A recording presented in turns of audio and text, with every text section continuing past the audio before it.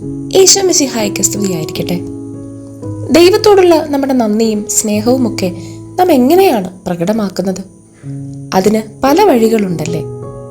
അതിലൊന്നാണ് സ്തുതിപ്പ്. ക്രൈസ്തവ പ്രാർത്ഥനയിലെ അടിസ്ഥാനപരമായ ഒന്നാണ് സ്തുതിപ്പ്. ദൈവവും മനുഷ്യരും തമ്മിലുള്ള സമാഗമമാണത്.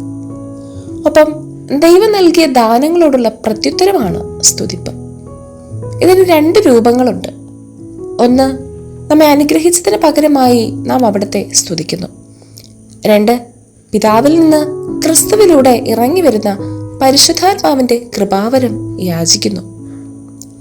അതായത് ഭൗതികമായ ആവശ്യങ്ങൾക്ക് വേണ്ടിയല്ല നാം ദൈവത്തെ സ്തുതിക്കേണ്ടത്, മറിച്ച് നന്ദി നിറഞ്ഞ ഹൃദയത്തോടെ പരിശുദ്ധാത്മാവിന്റെ കൃപാവരം ലഭിക്കാൻ വേണ്ടിയാണ് ഒരു വിശ്വാസി യഥാർത്ഥത്തിൽ ദൈവത്തെ സ്തുതിക്കേണ്ടത്.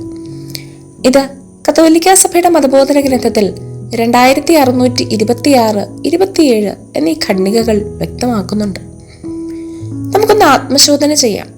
ഇന്നോളം ഞാൻ ദൈവത്തെ സ്തുതിച്ചത് എന്തിനു വേണ്ടിയായിരുന്നു? എൻ്റെ ലാഭേച്ഛയ്ക്ക് വേണ്ടിയോ ഭൗതിക ആവശ്യങ്ങൾക്ക് വേണ്ടിയോ ആയിരുന്നുവെങ്കിൽ ദൈവത്തോട് നമുക്ക് മാപ്പ് പറയാം. ഇന്നു മുതൽ ദൈവഹിത പ്രകാരം ജീവിക്കാം. ദൈവം നമ്മെ അനുഗ്രഹിക്കട്ടെ. ആമേൻ.